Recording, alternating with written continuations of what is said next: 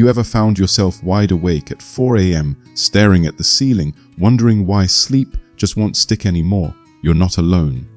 As we get older, our sleep patterns change, sometimes in ways that leave us feeling exhausted long before the day even begins. Maybe you used to sleep soundly through the night, but now, no matter how early you go to bed, you're up before the sun, tired but unable to drift back to sleep. Sound familiar? The truth is, this isn't just getting old. It's your body's natural rhythms shifting. And the good news is, there are ways to work with these changes instead of fighting them.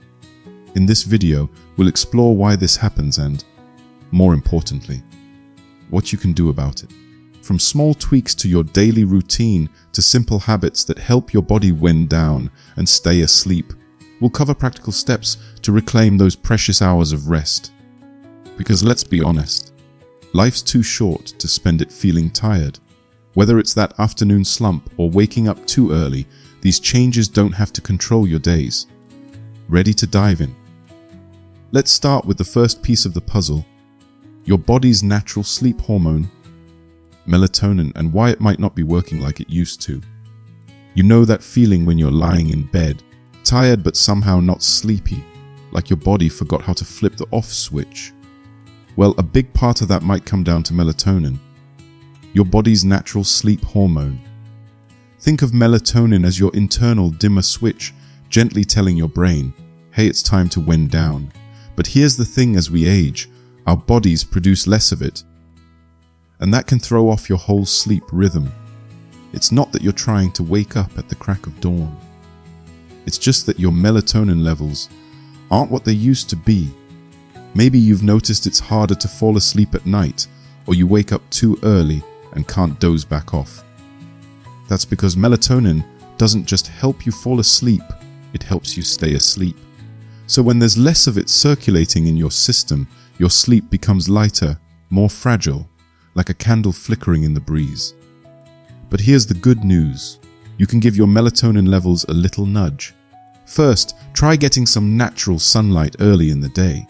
Even just 10-15 minutes outside in the morning helps reset your internal clock, making it easier for melatonin to kick in at night. Second, dim the lights in the evening. Bright screens and overhead lamps trick your brain into thinking it's still daytime. And finally, if needed, talk to your doctor about melatonin supplements. A small dose, usually 0.5 mg to 3 mg about 30 minutes before bed, can sometimes make a big difference. The key here isn't fighting your body, it's working with it. Small adjustments can help you reclaim those deeper, more restful hours of sleep. And speaking of your body's natural rhythms, let's talk about another big sleep shift that happens with age. Your circadian rhythm deciding to run on early bird mode. Ever feel like your body's alarm clock is set for a time no sane person would choose? 1 minute you're sleeping soundly, and the next, bam, you're wide awake at 4 a.m. wondering if the birds are even up yet. What's going on? Well, blame your internal clock, because as we age, it has a habit of shifting earlier. Scientists call it advanced sleep phase, but you might call it why am I suddenly turning into my grandpa who ate dinner at 4:30 p.m. Here's the deal. Your circadian rhythm, that 24-hour cycle telling you when to sleep and wake, naturally starts running ahead of schedule as you get older. That's why you might find yourself nodding off in your favorite chair by 8 p.m., only to stare at the ceiling at 3 a.m. It's not insomnia. It's just your body's rhythm adjusting in a way that doesn't always match modern life. But you're not stuck with it. Small tweaks can help realign your sleep without fighting biology. First, try pushing bedtime a little later. Even 15 minutes every few days helps. If you usually crash at 8, aim for 18:15, then 18:30. Second, get bright light in the late afternoon. A short walk outside around 4 or 5 p.m. signals your brain to delay sleepiness. And if you nap, keep it early and short, 20 minutes max before 2 p.m., so it doesn't steal nighttime sleep. The goal isn't to force yourself into a night owl schedule, unless you want to, but to find a happy medium where you're not sacrificing precious rest. Because let's face it, life's more fun when you're not running on half empty. And speaking of empty, nothing ruins a good night's sleep like a certain 2 and bathroom trip. Let's talk about those pesky middle-of-the-night wake-up calls and how to quiet them. There's nothing like drifting off to sleep, only to be yanked back awake by a screaming knee, a full bladder, or that one medication that insists you stay alert. Sound familiar? As much as we'd love sleep to be effortless, our bodies sometimes have other plans. Pain, whether it's arthritis, back issues, or just general stiffness, loves to flare up at night. Why? When you're still, inflammation builds, and let's be honest, it's hard to sleep when your hip feels like it's hosting a tiny drum solo. The fix? Try a warm bath before bed to loosen muscles, or experiment with pillows under your knees or between your shoulders for support. Even an over-the-counter pain relievers, if your doctor approves, can take the edge off. Then there's the midnight bathroom parade. Waking up once is normal. Becoming a frequent flyer to the toilet is less fun. Cutting back on fluids 2 hours before bed helps, but also check for sneaky diuretics like caffeine, yes, even that afternoon coffee, or alcohol, which tricks you into falling asleep fast, then punishes you with extra trips later. If it's a constant battle, talk to your doctor. Sometimes simple solutions like adjusting medication timing make a big difference. And let's not forget prescriptions themselves. Some blood pressure meds, antidepressants, or even allergy pills can hijack sleep as a side effect. If you suspect your meds are the culprits, don't stop them. But do ask your doctor, could this be messing with my sleep? Is there another option?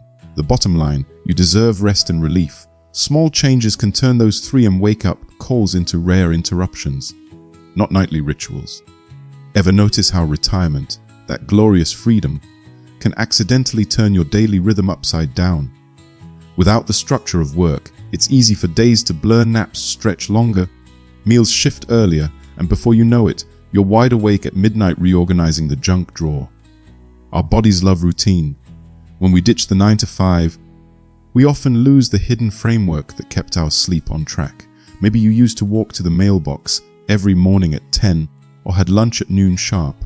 Those tiny habits quietly anchored your internal clock. Now, any time can become the default, and that's when sleep gets messy. But here's the secret. You don't need a rigid schedule, just gentle guideposts. Start with consistent wake-up times, even weekends. Your brain thrives on predictability. Next, move meals within a 1-2 hour window each day. Eating at random times confuses your metabolism and sleep signals. And yes, that includes dinner. Finishing too early, say 5 p.m. can leave you starving at dawn, while eating too late 9 p.m. forces your body to digest when it should be resting. Activity matters too. Not run a marathon activity, just movement. A short walk after dinner, light gardening, or even chair yoga tells your body we're still using daylight hours. The less sedentary you are, the deeper your sleep tends to be. And about those naps, love them, but don't let them overstay. A 20-minute power nap refreshes. A 2-hour afternoon snooze steals nighttime sleep. Think of naps like espresso shots, small and strategic. 3 a.m. The house is silent. The world is asleep. And suddenly, bam, your brain decides now is the perfect time to replay that awkward thing you said in 1987, or worry about your grandson's life choices, or wonder if you left the stove on. A spoiler. You didn't. The why does anxiety love the wee hours? Blame biology. When you're tired but awake, the rational part of your brain checks out, leaving the emotional centers in charge. That's why problems feel bigger at night. And why just relax is the least helpful advice ever. So how do you quiet the mental chatter? First, steal a trick from therapists, schedule worry time. Yes, really, pick 15 minutes during the day to jot down concerns. Then, when 3 a.m. hits, tell yourself, we handled this at 2 p.m. It sounds silly, but it trains your brain to stop hijacking sleep. Next, keep a notepad by your bed. Racing thoughts often stem from fearing we'll forget something. Writing "Call Jim Tuesday" or "Buy milk" signals your brain it's captured. We can let go now. For deeper worries, try box breathing. Inhale 4 seconds, hold 4, exhale 4, hold 4, repeat. It's like a reset button for your nervous system. And if loneliness creeps in, consider a white noise machine or audiobook. Sometimes just hearing another voice, even a narrator's, eases the quiet. Remember, nighttime you isn't solving problems well. Save big decisions for daylight and treat 3 a.m. you like a sleepy toddler. gentle redirection, not debate. So there you have it. Sleep isn't broken just because you're getting older. It's simply shifting, and with a few thoughtful tweaks, you can work with your body instead of against it. Whether it's inviting more sunlight into your day, adjusting medication timing, or outsmarting those 3 a.m. worry parties, small changes add up to deeper, more restful sleep. You've earned this. Not just the rest, but the energy and joy that come with it. So tonight, when you tuck yourself in, know this isn't about chasing perfection. It's about progress. One good night at a time. Now I'd love to hear from you. What's your biggest sleep challenge right now? Drop a comment below. Let's keep this conversation going. And if this helped, hit that like button and share it with a friend who's also tired of being tired. Sweet dreams.